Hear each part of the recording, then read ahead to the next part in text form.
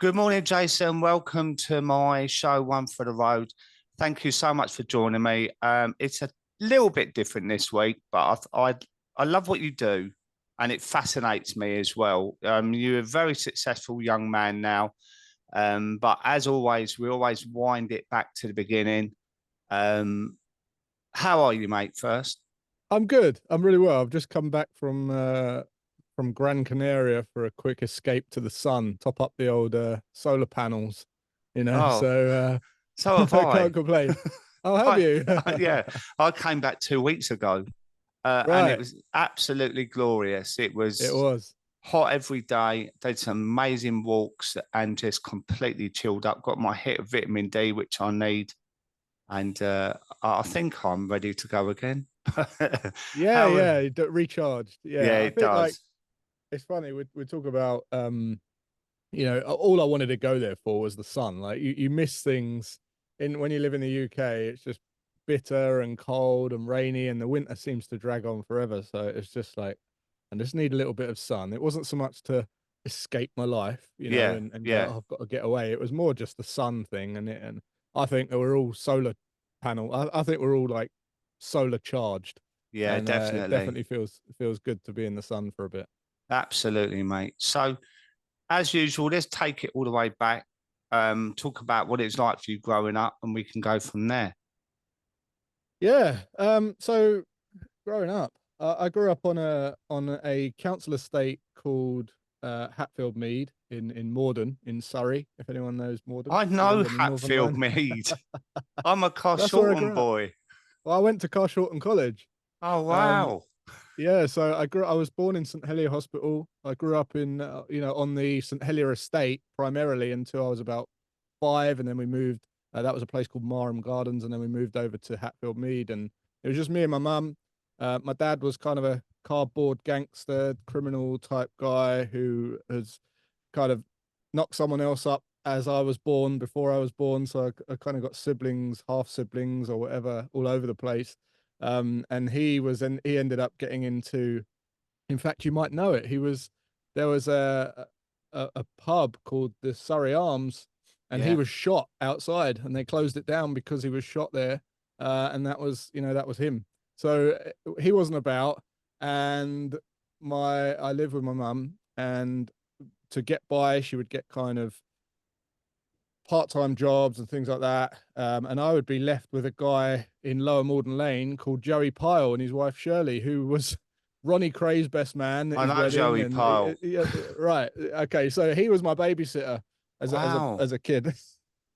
And I grew up with a lot of anxiety around all these people like Barbara Windsor and um, I think his name's Oliver Lee, Oliver Reed, and Reed. all these kind of dodgy characters that were in that house like all the time, like, and I was just left there like as a 4 or 5 year old, um, and I remember developing this kind of um, eh, I was kind of seeking out my own security, so I used to pick things up off the floor, and I used to kind of force myself to be all right in my own little environment and my own little bubble, and I used to block everything out. And when I grew up a little bit, I used to just stay in my room. I was very happy in my own company, and I am to today. I'm a very private person, but I also developed this kind of, with all the bailiffs knocking on the door all the time and the electricity running out and all that, I developed this real strong value for security and financial freedom, I guess, which, I didn't know then, but it later on transpires that financial stability provides you with security. It's directly linked. So from a young age, I remember always striving to kind of find security. Now, I'm not going to kind of bore you in my whole childhood, but there was this kind of one or two turning points that I think when I look back, they put me on this path or I recognized it as a first kind of initial turning point to going into what I'm doing now. And that was when I was 13, Hatfield Mead Estate. I really, well, everyone used to congregate at the foot of the steps on a Friday night and moan about the week, moan about money. There was all sorts of walks of life there, all different, people, but they all seemed to moan about money and kind of label rich people greedy and all this kind of stuff, money's evil and all that. And I remember picking up on that when I was 13. And what really caught my attention was they'd kind of moan about all this stuff. And then at 7:30, this guy called Roy Stallard used to come down, and he used to get everyone's money and go and do a syndicate lottery. And for the next 10 minutes, everyone's face would light up about how amazing their life would be if they won the lottery. And I remember thinking, that's weird. Like, they just said that they hate money or money's evil, and now they're like, they've spent millions in like under a minute, and it was like amazing to them. And I remember thinking, that's really, really weird. Anyway, coincidentally, that year I wanted a Mongoose Sniper BMX for my 14th birthday, and it was kind of around April time. My birthday was in October, and I used to leave hints about, I went down to Green Lane, photocopied these pictures of it and left them all around the house, like as hints to my stepdad and my mum. And they basically said, look, we can't afford to buy the bike. It was about £210, I think it was. But if you raise half, we'll pay the other half. And I sort of said, right, that's a deal. So I thought, what the hell am I going to do to raise that money? I'm 13. I'd never done. So I started washing the cars around the green. And I washed one car for this lady called Lynn, and she gave me £5 plus £7 tip, plus £2 tip, so £7. And that night, my stepdad came in my room and said, I'm going down the shop. Do you want anything? And I was with my friend telling him about how I was going to make all this money to get the bike and all that. And he offered to help. And I said, look, I can't really pay you, but for whatever reason, something made me give my stepdad everything I'd earned that day to get another bucket and sponge. And the next day we washed 4 cars. And within 4 weeks, I had 4 friends washing cars, and I wasn't washing cars. I was just knocking at the doors, and I was collecting the money and making the sales. And it was like I'd discovered fire. It was like I'd been lifted like 60,000 feet in the air, looked down and realized what everyone's problems with money was. It was like they must hate money because they're not using it like this. They're not using it to provide to guide them into doing more of the things that they enjoy and do less of the things that they don't enjoy. So they're not using it as leverage, or they're not investing it the right way. Maybe, I was 13. I didn't know what investing was. I didn't know these terms, but looking back, I remember thinking it was like this profound, it was like, it was a real turning point. I remember thinking, wow, this must be why they hate money, because money's amazing. It provides me with all these, I can do less of the horrible stuff, more of the good stuff, and I can get my things quicker. And within like 4 or 5 weeks, I had enough for that bike. And that was a real turning point. So from then on, I took that into work. I took it into this, I had this mindset of, I can control my income and I can use the money however I want to make sure that I have security and I get the things that I want and the experiences that I want. And it was, I think it was lucky maybe, but I also think it was my values on, trying to strive for that security and that money, and figuring out by whatever means I could to get me that security that I felt was missing in my life. And do you feel like that was the way your brain was wired, or was it down to experience of your childhood, do you think?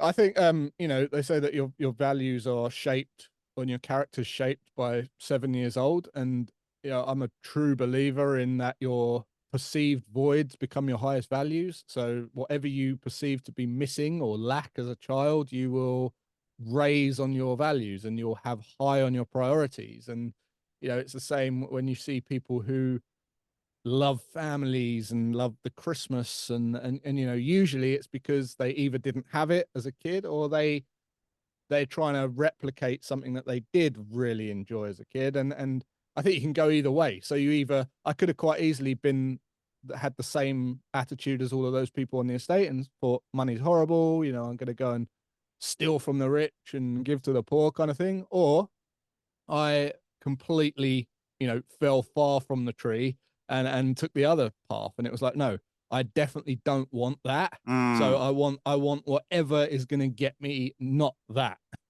or as far away from that as possible. And I think that's what shapes you. I think It's interesting because where you lived was literally up the road from where I live. So you said you went to Carsham College. I lived in Greenwald Lane, right. Yeah. which was where the college is, right? And I was brought up in I would say poverty. We grew up in a council estate in Addington. Quite often you Right. see trucks on bricks where the wheels have been nicked and stuff like that. And then we moved to Croydon and then moved Yep. to Carshalton. And my mum and dad never had anything. My dad was a lorry driver. My mum worked in Mullards, which is in an old factory that Wow. you probably don't, I don't know if you remember it, but it was a real iconic factory Yeah, I back do know then. mallards. Yeah. Yeah, and that's where most people had a job, you know. And but I wasn't taught anything about money because they didn't have any money. And I Mm. remember going to Carshalton College, and that back then it was learning computer studies when it first came out about binary and that. And then, as a lot of people know, my mum left and my schooling went out the window, and I got a job in Wimbledon Broadway. And when you said Oliver Reed, I met Oliver Reed in a wine bar in Wimbledon Broadway, and I had an arm wrestle with him actually, and he destroyed me. But you know, he was a big drinker and Yeah. iconic figure. And also, when you said about that murder, do you mean Surrey Arms or St Helier Arms? Uh, St Was that Helier Arms. Yeah, St the one Helier that was turned Arms? into Yeah, flats. Yeah, sorry. Yeah, yeah, yeah, yeah. yeah. On the Yeah, roundabout, the the two circle. people that shot him, Yeah, were, I won't mention their names, but yeah, they're both dead now. yeah. It's a right dodgy scene. No. Um, I remember it well because I used to go in the St Helier Arms. Um, right. because I started, as you say, a drinking career at the circle outside the off license. So Right. our links Yeah, together but are incredible. you probably knew my dad.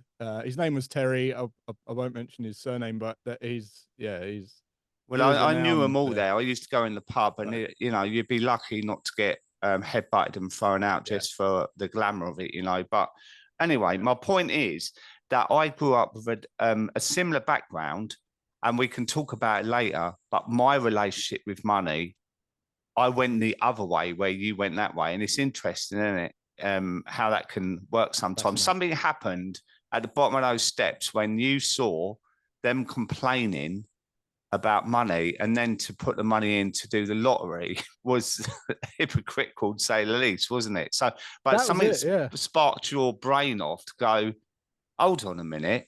And then to invest that Yeah. £7 into another bucket and sponge where I'd have probably spent that £7. Right. So it's Right. interesting, isn't it? Absolutely. I felt like it was that hypocritical thing. I was one of those kids that questioned everything. I still do. You know, I question everything. I think questioning everything is a really great trait to have, and it serves you well, because you end up doing things that essentially you want to do and not what you feel like you should be doing, or is going to get you to a place that you might feel a little bit resentful for because it's not quite where you wanted to go. And it served me well throughout my whole life. But it really started back then when I was a annoying kind of nosy little kid hanging around the parents trying to talk on a Friday night. And I remember looking for those kind of hypocritical remarks because I was inquisitive. I was questioning, and then if someone contradicted themselves, I'd be like, "Well, why? You know, why? I thought you said that." And I've always loved debates, and one of my first boss, my first boss that I really looked up to, my mentor, we used to have, we used to go to work in his van in the morning and get into screaming rows with each other, and then like be fine. And it was like, but I remember my wife, she was like, "How do you do that? How do you get on with that? Like, don't you think he's a dick?" And I'm like, "No, we love this. Like, this is a real great debate that we're having." And then we'd forget about it after, when we got to work and open the tools and stuff. I've always been like that. But yeah, it was that inquisitive mind. And the way that I saw it is I saw money as something that I didn't necessarily want to part with unless I knew it was going to bring me more freedom and security. Mm, Yeah, I don't know if I saw it like that then. I probably didn't, but subconsciously, I believe that was what was happening because I mm, was trying to escape that position that I didn't want to be in. yeah. I was fear driven out of that. So you was an entrepreneur already at the age of 13, 14. When did the old booze start coming into your life?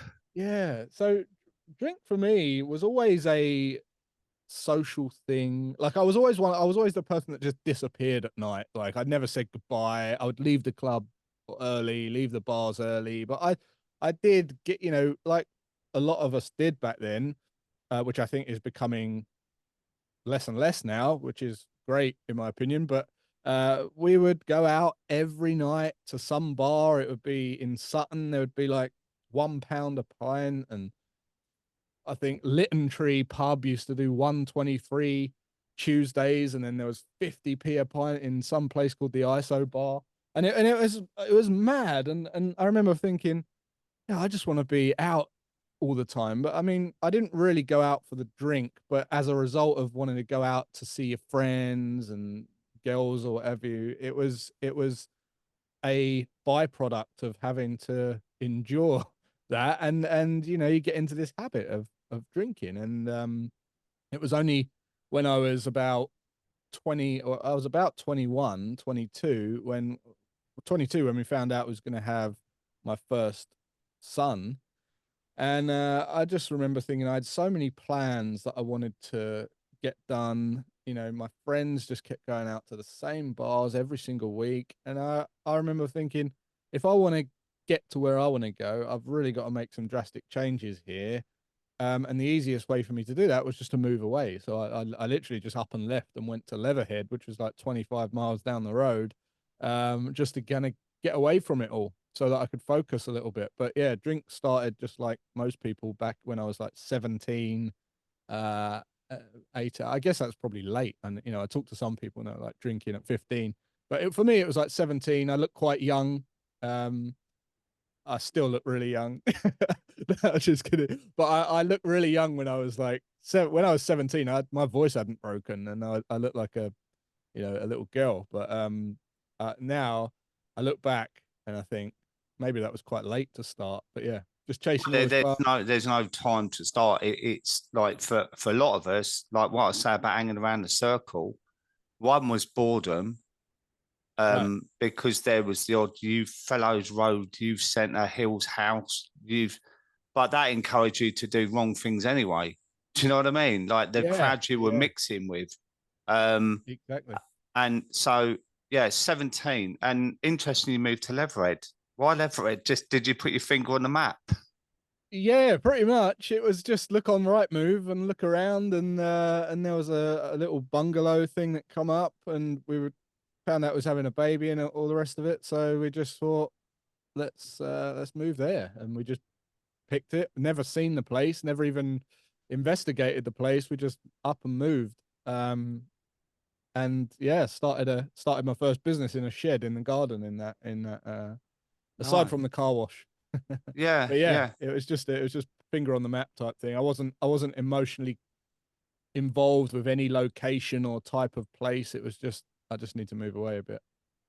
So did drink ever become a problem in the early days? Like I know what you say about going. I mean, I remember the manager of the Lytton Tree. We could talk for hours about where you grew up, but Yeah. did you ever go out and have big blowouts and regret, or what kind Yeah, of drinker was you? with me, I whenever I would drink, and this was up till like I gave up drinking 26 months ago, so just over 2 years ago. Um, but up until then, I would have big blowouts, socially big blowouts, just big parties or whatever, gatherings and what have you. And I was the type of person to drink, and it would really affect me in a kind of depressive kind of way.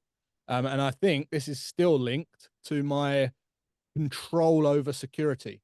So I'd wake up sweating in the night, thinking everything's going to end. I'm going to lose everything. I'm going to what have I spent money on, or how much have I got left, or I would have those kinds of thoughts, and it would literally make me wake up sweating. I would have depressive thoughts in the night, and it wasn't just once; it was like every time, pretty much, that I would drink, that it would kind of make this guilt slash shame slash depression, all these kind of thoughts coming through my mind. And yeah, it was horrible. I never really enjoyed it at all. I never really enjoyed drink. I can say that. I would be amazed to hear how many people actually enjoy it. you know, as the taste.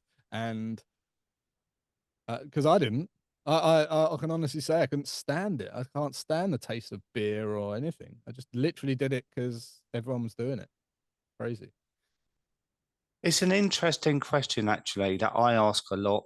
And for me personally, and I know it is for the people that work with me, it's almost become so ingrained in your life. It's almost like part of your 5 a day, you know, where You're you, considered weird if you don't.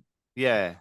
Um, Yeah. but I don't think a lot of people really get curious about that question of, do I actually enjoy it? I think it becomes part of your life, ingrained in your life, of something that calms you down after a hard day, or if you've had a promotion, it's a way to celebrate, or it's the end of the week on a Friday where you go down the pub and you're a weirdo if you sit at your office and work, you know. And I think I really try and encourage people to ask themselves that question. Do I actually enjoy drinking? What do I actually get out of drinking? What is Yeah. the consequence the day after of my drinking as well? You know, like that small fix of, Embarrassment. say, an hour of, well, there's a little bit before as well, not a lot of people talk about. It's that little sort of build up to the, oh, I can have a drink soon, that half an hour before where your dopamine goes up of, yeah, you know, and you justify it then of, yeah, Yeah. you know, I've had a good week this week, or I've had a hard week, I deserve a drink. So you get that little dopamine spike, and then you get in, you pour it in a glass, and you can hear it going go into the glass, and then you take that one. And for me, I used to say, see you later, reality. I used to make this big Right. thing about it, you know, like, fuck off, reality, see you tomorrow kind of thing. So it was an odd Absolutely. process, right? And then an hour later, as we know, when you're halfway down a bottle of wine, or for me, on my second bottle, it was like that real slump of reality of, like, here I am again. I'm going to feel terrible tomorrow. But then it was too late because I couldn't stop. And it's the mentality around drinking. I think we need to start asking questions more. As you said, you didn't actually enjoy drinking. That is it. And what you've just said, I mean, it's the nail on the head. I think ultimately what drink is an escape from reality. And my whole message, you know, stemming back from that car wash when I started to move into that position of doing more of what I enjoyed, I realized that the more over my years, you know, I've definitely had some stressful times. Uh, but what I've realized is the more you move into who you really want to be, the less you need to escape. And escape can be a holiday. I've got to get away from this job. I've got to get away. Or it can be drink. And for a lot of people, it is drink. And there's always a reason to have a drink, whether it's a celebration or someone's birthday or a bad day or a good day or a promotion or a, you know, you've lost someone in the family or someone's been born in the family, and it goes on and on and on. And there's always an excuse to do it. But ultimately, the reason you want to do it is to, for a short period of time, escape your reality, which my whole message is around: be who you want to be, do things that inspire you, do things that you want to do, because the more you move into that role, the less you want to escape it. And I've realized, not drinking over the last 25 months, when I think about all the things that people might want to drink for, well, to socialize, to go to a wedding or whatever.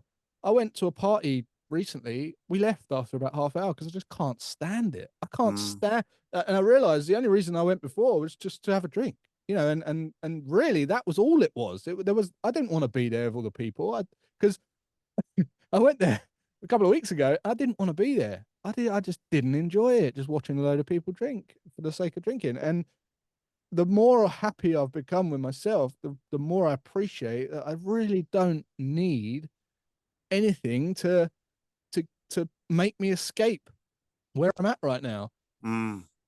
I love that. I And absolutely love that. And while you were saying that as well, I have a fast brain, and so it's clicking around there. And I was thinking what, about, like, sorry, mate, my let me just reconnect my. My earphones just clicked out. Sorry, I'm just reconnecting. There. There, that should be good now. Can you hear me? Yes, yeah. Right, Sorry about that. I'll You were start saying? again. So when I was listening to what you were saying there, my brain was whirring around about escaping reality. And for me, my reality was quite layered. So it included the present of where I was with my life at that moment. It included all the terrible decisions I've made personally and financially, but it also included trauma from the past. And so it's multifaceted. So I realized that when I gave up drinking, I had more work to do than to give up drinking. And quite often I say to people that you have to take it in stages. And the first, say for instance, 6 months is the giving up drinking bit. That's stage one, where you have to learn about the social side of things, where you can incorporate boundaries, where you have to weigh it up. So I call it like the traffic light system, green, amber, red, where, you know, if you've got nothing coming up you're worried about and you're just cruising along and you're at home and you can go to bed earlier, or you could do a bit of meditation, that's kind of green. Amber's when it's leading up to, say, something on a Saturday night, well, you don't actually want to go to, you know. And then No. Friday, you're panicking and you think, oh God, I'm really anxious and nervous. And, you know, so the first 6 months is about dealing with stopping drinking, what to say to your friends, how to deal with cravings, triggers, and whatnot. And then the next part is the emotional sobriety, when you start talking about, who am I? I don't even know who I am anymore. I don't know if I want to be with my friends anymore. I don't align with them, which is kind of what you're saying, you know, like you realize what values you want out of life. And Yep. then the next bit is perhaps seeking extra support to manage any kind of trauma from the past. And when I say trauma, you know, we've all heard of big T's, little T's, but it could be growing up where your mum and dad didn't tell you they loved you and they didn't cuddle you and they're not proud of you. It could be not picked in the football team in the school playground, you feel left out.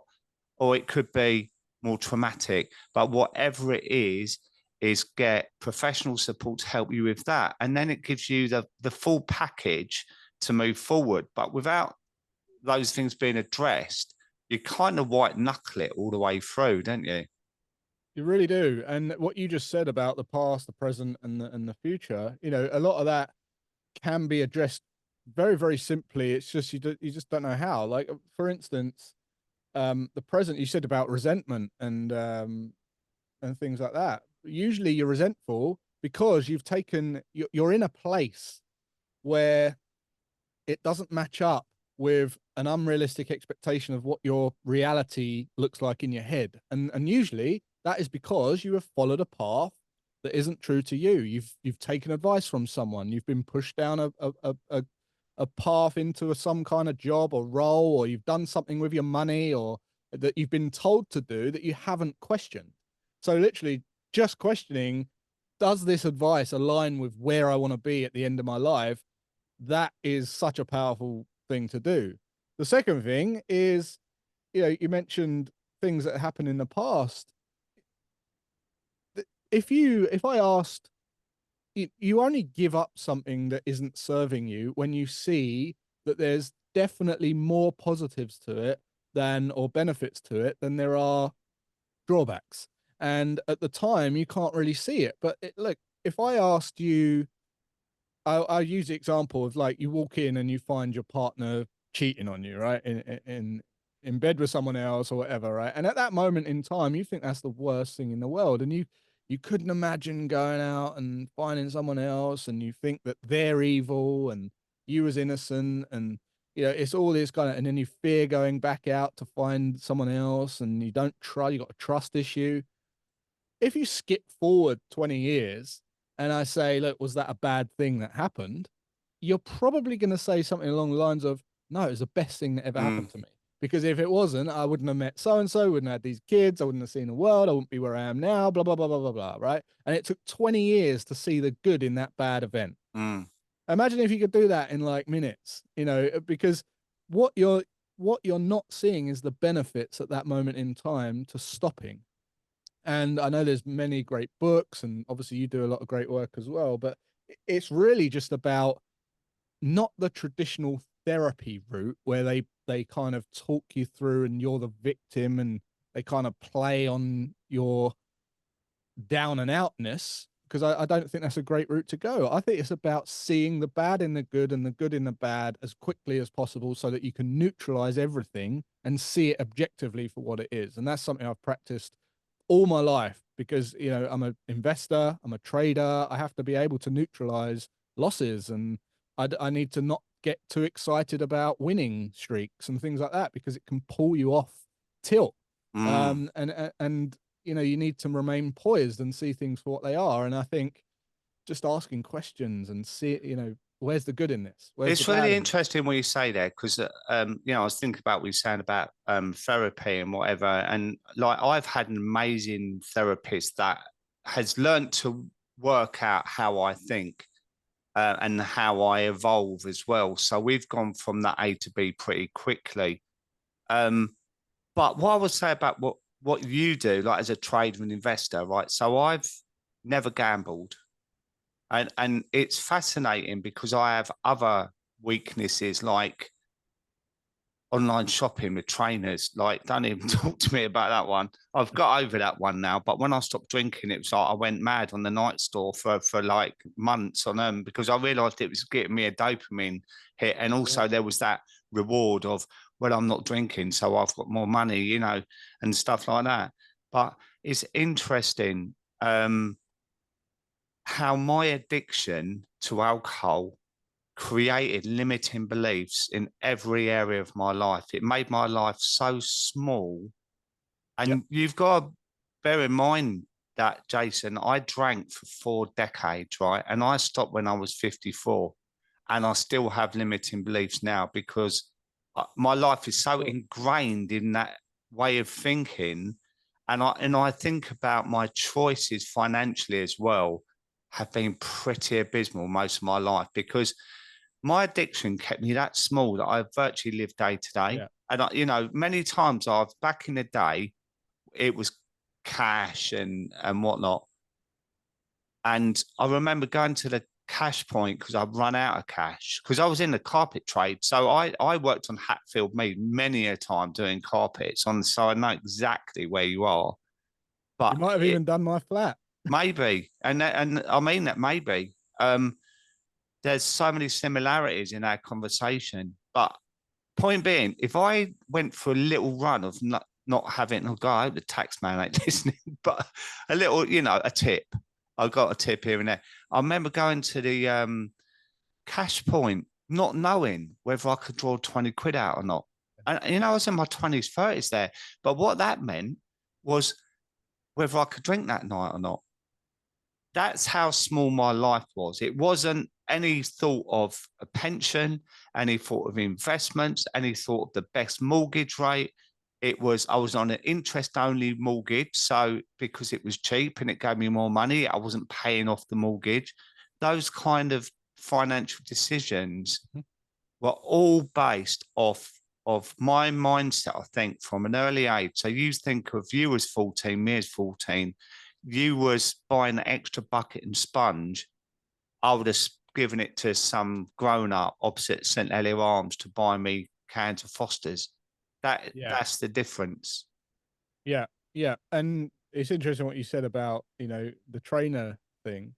One thing I have learned, I don't know if you got addicted to sugar or sweets after you gave up as well, but one of the things that I've realized, not just through drink, but for everything, is whenever you lose whenever you become less dependent on something, you get a new dependent. So there's never this true freedom.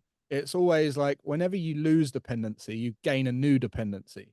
So you know, and again, it comes back to seeing the good in the bad and the bad in the good. It's like, what are the benefits of moving to a bigger house? Well, we have this, this, and this, but there's gonna be equal negatives to moving to that house, but you just don't see it. You've got this fantasy about what it looks like. So again, when you're trying to break an addiction or move into a place where you feel it would positively benefit your life, it does still pay to see some of the downsides to it, so that you don't have this letdown effect, and then Mm. you slip back in, right? Because not just by not seeing those things, like when I stop working, I then you're around your family all day, and a lot of people that I ask, I say, what would you want to what why do you want to become financially free? And they say to spend more time with my family. And the first thing I ask them is I say, well, how much time? And they go, what do you mean? Just all the time? And I said, you'll end up in prison for killing them all because you'll be so sick of them. Like they'll be, no one wants to spend every minute of anyone, right? It's just not in our nature. And they're like, because they haven't ever thought or considered what that would look like. Imagine if I just said, here you go, there's £1,000,000 you can spend every day with them. What they're going to start doing is feeling guilty that they don't want to be with them, Yeah. because they haven't sat there and thought about the reality of what that might look like. So just having that is a bit of a tangent on what you said, but going back to the whole thing, when you do have that guilt of where you're minimalizing yourself and you think that you've got a problem, you become disempowered and you let other people dictate to you how you spend your money. They'll spend it in my pub, spend it on this, put that, spend it there. Whatever you become, whatever you're not empowered on, someone else will tell you or push you around in that area. If you're not fit and healthy, people will call you fat, and they'll start bullying you in that way. If you're not switched on with your money, people will tell you how to spend it or scam you or take your money, or so the whole time you think that you've got a problem, you'll minimize yourself to relative to others, and you'll put other people on a pedestal, and you'll do whatever they say, or you'll try and fit in even more. So it's more of a downward spiral from that point, right? Yeah, and I agree. And also think society, especially in the UK, makes it really difficult for us to stop drinking. Because I mean, I don't know where you went in Gran Canaria, but where I went, I did go on a fully inclusive, was just easy, and I do go out Same. places. But what I noticed that 90% of the people there were not from the UK, and the 10% that were the ones that were getting drunk. Drinking 90% of the drink. Yeah, Yeah, it kind of highlighted how rife it is in the I UK, bet. right? But when I gave up drinking, so I used to drink in a little local in Sutton called the Newtown down Lind Yeah, Road. Yeah. yeah. And it was a little family boozer, with a public and saloon bar. And I've quite often said, on a Sunday there'd be a meat raffle because the landlord's dad was a butcher, and Butcher. Yeah. quite a lot of us would be walking down Carshalton Road with a leg of lamb under one arm and a big chicken on the right shoulder, and it was quite funny actually. But it it's like the mentality of it all, like Yeah. what to say to those people when my identity was Glugs down the pub. My identity was I love a beer, and I even kind of thought to myself, I had this fantasy when I was drunk about my tombstone saying he loved to drink, that boy. That was my ambition. Wow. It's Yeah. madness. It's Yeah. absolutely madness. I would visualize the people standing around my grave going, oh, he was a good bloke. And now I think back at it, how ridiculous that Yeah. was. But it goes to show where my values were back in those Totally. days. I agree what you say though. Like what I weirdly, I never really leave TripAdvisor reviews, but I on the way home yesterday, I left the review. It's a really nice hotel that I stayed in Gran Canaria. But one of the things I do find odd is you check in and they put a bottle of wine in the room Mm, with two glasses. Now, both myself and my wife don't drink, and I think it's a little bit strange to just assume that everyone drinks alcohol, mm, and for someone who maybe is struggling and maybe has booked themselves into an all inclusive to get away and get their head in a good place, to walk into somewhere like that, that's going to make it really, really difficult for them, right? And I just think maybe it's a little bit outdated now. Maybe we need to get with times. the program a But little do you bit. know what? Yeah. My addict brain went to what I'd have said to that back when I was drinking was like, why are you even going to a fully inclusive if you're not going to drink? Because it was greed as well. It was Yeah. for fully inclusive, I can get as much alcohol as I can for nothing. Yeah. Yeah, absolutely. And that's a lot of the reason people book those all inclusives, right? But yeah, absolutely. But so yeah. tell me, you stopped drinking. You did it with your wife, didn't you? Yeah. Just Yeah. over 2 years ago. Yeah. What led you to that then, Jason? What was the pinnacle Yeah. of why you stopped? So, my wife liked to drink. Again, some of the things we've spoken about a little bit, um, guilt, shame, escapism, all that kind of stuff was playing a part. And her dad was an alcoholic as well. Um, and it was affecting, like, there's no doubt that alcohol affects your relationships. It was really starting to affect the relationship. And um, it got to a point where it was just like, what's going on? You know, is it worth it? You know, it's really not worth. Why are we doing it? Why have you ever seen anything good come of a night out getting drunk? And when you really honestly answer that question, what is good? You had a dance on a dance floor, you had a laugh. Well, shouldn't you be able to have a laugh? Well, shouldn't you be able to enjoy the fruits of life and the zest of life without some kind of drug? Um, and when you really think about it and ponder it, you realize actually there's nothing good that has come, or nothing beneficial to my health and our relationship that has come from you know, binging nights on drink. And there was a time where at Christmas time just felt like we'd had enough, and we just knocked it on the head. 27th of December 2021. As I say, I wasn't really bothered about drink anyway. But I thought, if she's doing it, I'm doing it. And honestly, we're in the best place that we've ever been, in terms of relationship, in terms of peace, in terms of family life, that we've ever been.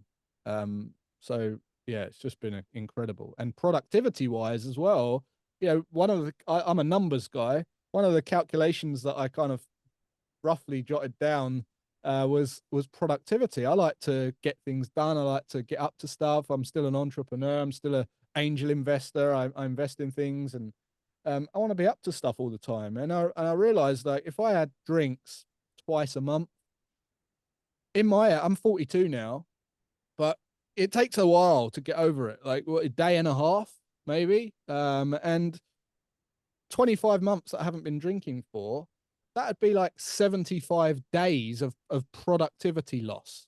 So I think of what I could achieve in 75 days. I've launched businesses in 5 weeks. I've launched products in 5 weeks. I've done partnerships in 4 weeks. And I just think, God, like, the amount of productivity that, and you just feel fluffy, you feel hazy and foggy, and I hated that. Yeah, I just wanted to be switched on. And yeah, it's just been a game changer, absolute game changer. And you describing the numbers of that are fascinating to me because I love data. But you wasn't like a crazy drinker, right?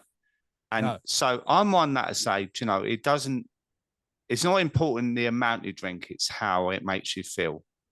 So I know people that drink 2 or 3 glasses of wine a night, and they go to bed not drunk, but they're anxious. They wake up at 3, worrying.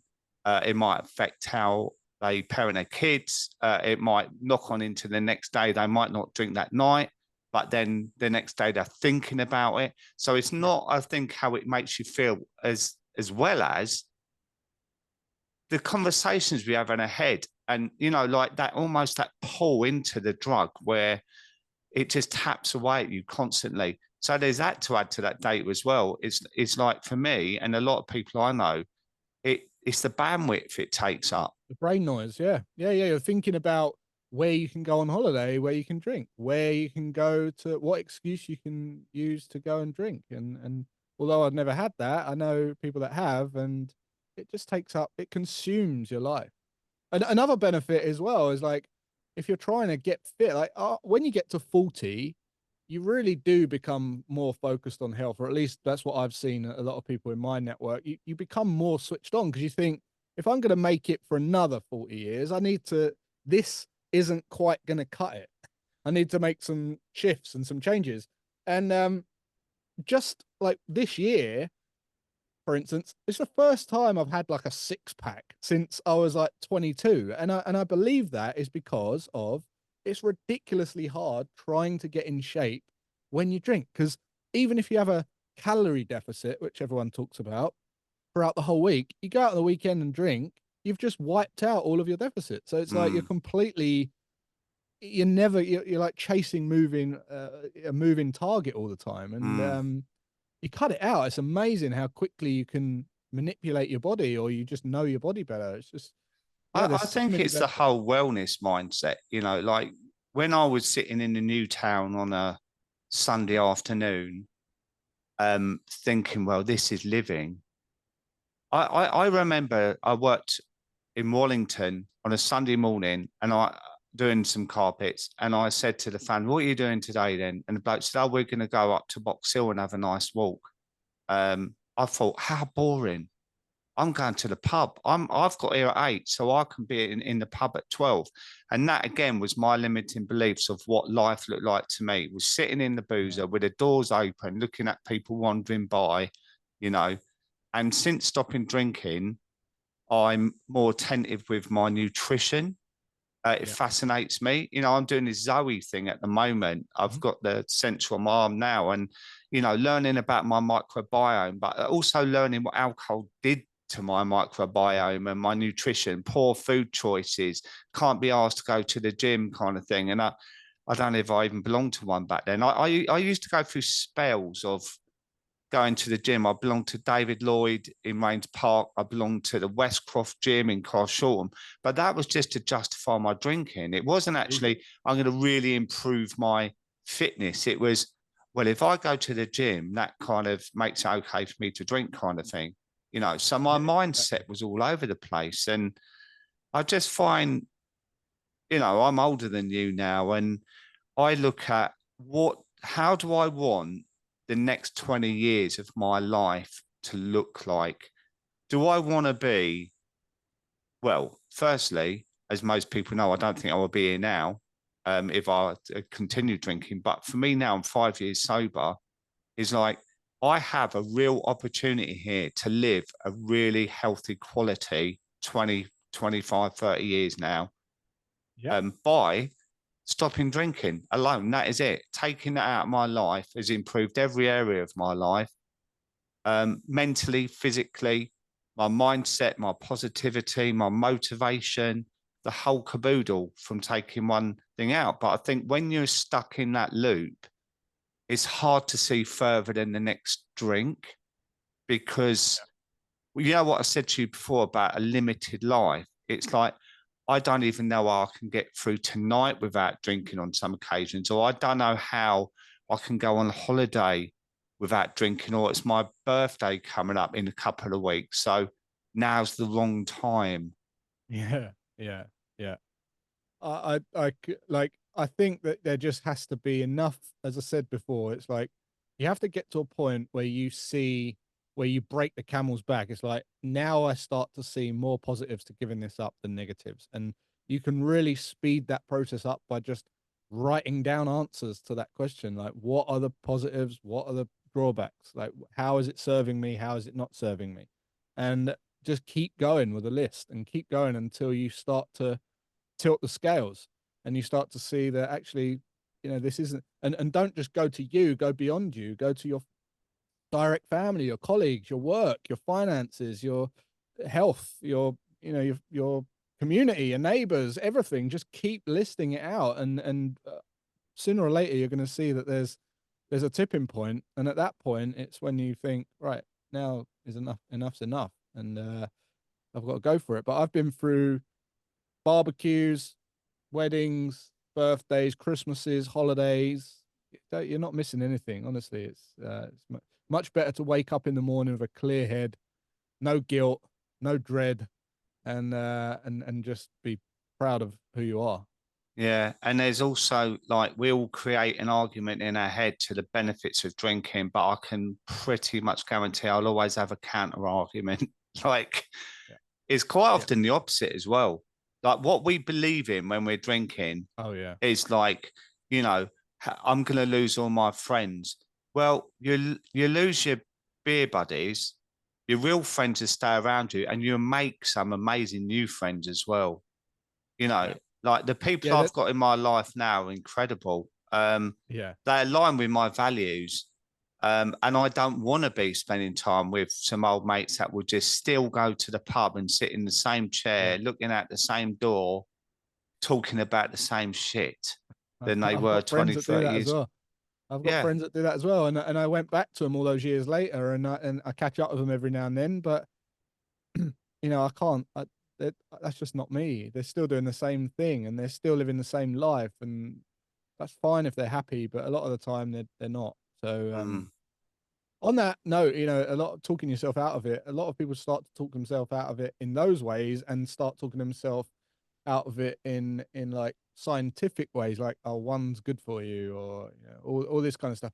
And I just want to recommend a book that my wife was reading when we was going through the process, and it's called Quit Like a Woman by a lady called Holly Whitaker. yeah. And if anyone is struggling, or I highly recommend that book, because what some of the things she was talking to me about learning in that book was mind blowing, about how we think and the actual truth behind Yeah. it. Yeah. So I just want to throw that out there for your listeners, because I think that's a great Yeah. book. Absolutely, mate. And there's another one out there called I think One for the Road with David Wilson. That Yeah, yeah, yeah, yeah, I'm teasing, mate. So yeah, look, get that. well, it's a good book actually. Where are you now in your life, mate? So you've done really well. Um, you look great. You look really healthy. What does your life look like now at age 42? Thanks. Yeah. What does my life look like now? I wake up every day choosing how I spend my day. I spend I'm with my family all the time. We've got a great relationship. I'm there to support them. I feel like, I don't have any major aspirations. For me, living a life like that is the goal. That's it. Just being up to stuff, getting your hands dirty, doing things that you want to do every day, and just having a great people around you is life. That's it. And if I could do that for the rest until I die, amazing. That I've done it. So I feel like all of those fears and phobias that I had as a kid, and all of those kind of driving forces to get me to a position, I feel like I'm in that position. And I don't feel like I take that position for granted. I feel like I'm always aware that something could take it from me, or I feel like my fingers on the pulse all the time. But I enjoy that. I know that there's not an end result, and I don't want to ever get to the end result. I always want to be all the gear, no idea. I always want to be just never master of anything, just Mm, enjoying the process of learning and playing with things. And if I can do that every day, and choosing how I spend my day, and doing things that align with who I am and what I love doing, then that's the most important thing in the world to me. And I feel like, touch wood, I'm living that at the moment, and I'm trying my hardest every day to just continue living that I and absolutely love enjoying the that. ups and downs. So when you say you're with your family all the time now, you're not actually gonna kill each other then? No, I've got an office. We got an office outside that funnily enough, my wife's just, my wife's not. Here's what I talk about when I say, for every dependency, there's a lack of dependency. For every new dependency, there's another dependency. When I believe that whatever you perceive to be missing, you will seek. So if you're born with nothing, you will typically be a driven person to try and get something. If you're born with everything, you seek struggle. That's why a lot of these rich kids go into get drugs and stuff, because they want the hardship, they want the struggle. So recently, now we're in this position where we my family, my wife don't need to work and everything. She's now looking for a job because she wants to go and fulfill her needs of fulfillment and reward, and feel meaningful to other people in the world as well, not just the home. So again, it's just an example that when you think you're going to get to this place, there's going to be new things that you're not thinking about right now. And Mm, just enjoying the whole process mm. is what life's about. It's I not, like that. And it's the same with sobriety. There's no finish line with sobriety. It changes. You know, I celebrated my absolutely. first year anniversary and my second was completely different. My third year was different, fourth, fifth. There's no finish line. That's why you've got to No. continuously work at it and feel excited about it rather than, Yeah.